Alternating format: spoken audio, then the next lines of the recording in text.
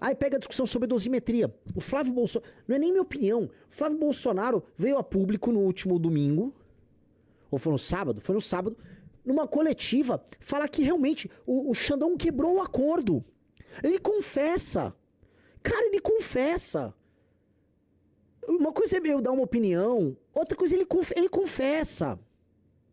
É descarado nesse nível. Ou seja, enterrar a CPI do Banco Master e não teve dosimetria. O Brasil precisava da CPI do Banco Master. Mas a CPI do Banco Master pega todos os amigos do Flávio. E talvez pegue o Flávio. Porque boa parte do escândalo Master aconteceu no governo do pai dele. Governo corrupto do pai dele. Aí, esse sujeito vem a público brigar. Não, o Xandão quebrou o acordo. Então tinha acordo. Cara, vamos lá. E, mais uma vez, sempre ele, Alexandre de Moraes. Eu acho estranho porque foi o próprio Alexandre de Moraes que escreveu o texto que foi aprovado no Congresso Nacional da dosimetria. Foi o próprio Alexandre de Moraes que interditou o debate no Legislativo, tanto na Câmara quanto no Senado, porque nós queríamos anistia ampla, geral e restrita. Aí, estranhamente, né, o relator lá na Câmara, que tem muita proximidade com o Alexandre de Moraes, parecia que recebeu ligações diretamente dele sobre o que poderia ou não poderia estar nesse texto da dosimetria.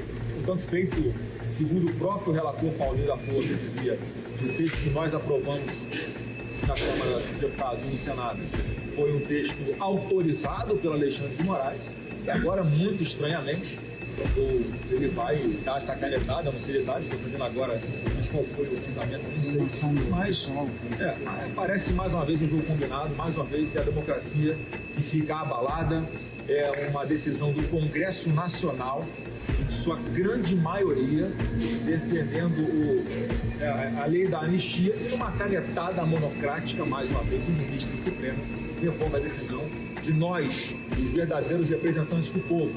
Mas o Brasil parece que está se acostumando com isso, mas nós não vamos nos acostumar. Você vai acostumar, brother. Você é isso.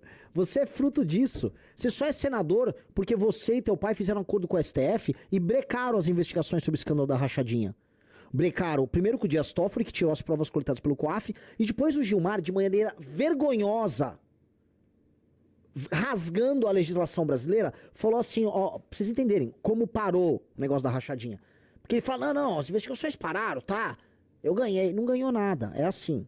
Ele era deputado estadual. Ele não tinha furo privilegiado. Ele não tinha. Aí ele entra com uma ação lá no STF, aí o Gilmar fala, ó, veja só.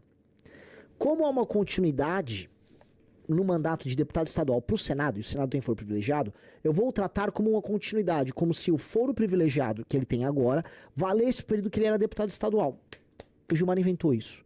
Com base nisso, o caso da rachadinha sai da Justiça Estadual e do Ministério Público e vai pra ele. Capite? E pronto, e nada aconteceu.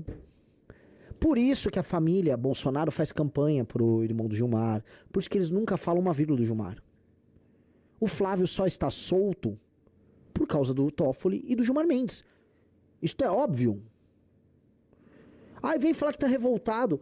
Ele mesmo anuncia que houve um acordo com o Xandão e que o Xandão descumpriu o acordo com ele. E o acordo envolvia acabar com a CPI do Master, limar a CPI do Master e e passar dos dosimetria. Aí o Xandão, beleza, cumpre aí o de vocês. Eles cumpriram, beleza, agora eu vou derrubar aqui. O que eu vou falar, né? Eu imagino um cara que tá preso lá, segurando as grades assim, né? Com a caneca, sabe, fazendo vrr, vrr, vrr, vrr, igual os filmes. Ah, então teve um acordo com o Xandão, agora o Xandão passou a mão na bunda deles de novo. Sim, passou. E aí esse cara quer ser presidente. A gente percebe, meus amigos, que a maior parte dos pré-candidatos a qualquer coisa, que as pessoas que estão na política, elas são insinceras e que elas estão fingindo e enganando os outros o tempo todo. É um jogo de enganação. É por isso que o Marçal tinha estourado tanto em 2024. Porque se o jogo é só de enganação, vamos todo mundo enganar muito. O problema da enganação, ela funciona. Só que chega períodos em que ela começa a cansar. E não é nem que as pessoas se rebelam contra o enganador. Elas só se cansam. É o caso dessa eleição. De longe, dentre todas, entre 14, 18 e 22, é a eleição mais cansada de todas. Não sei se o Riso percebe, se ele concorda. Sim. 14, o bicho tá pegando na eleição. 18, então, teve até facada. 22 foi uma guerra. 26, o eleitor tá cansado. Por quê? Porque ele é muito enganado. Ele é muito enganado. E assim, é um eleitor que acreditou que o Lula ia fazer ele comer mais e consumir mais, é o lance da picanha aí que não aconteceu. E o outro eleitor que tá acreditando nas 72 horas até agora. Eles estão cansados. Por isso nós estamos vindo com uma proposta assim, cara, vamos mudar, vamos reformar tudo. Não tem nada a ver, essa briga desses dois idiotas já era. Isso é o passado. Vamos apontar pro futuro? A nossa pré-candidatura é a pré-candidatura que aponta pro futuro. E eu acho que nós vamos crescendo nisso. E se vencermos a eleição, será por ter feito isso. O Flávio fica tentando imitar, né? Ele imita, assim, tudo que eu falo. O Zema já imitou muito. Mas ele é o maior imitão. Isso aqui não funciona. Porque minha pré-candidatura não é sobre isso. Por mais que ele tente imitar elementos. Primeiro, sou artificial. 2, o meu crescimento não se dá sobre isso. O Prendeu Matou é um slogan que do começo do ano passado. Sim. Não é isso que me tá me fazendo crescer.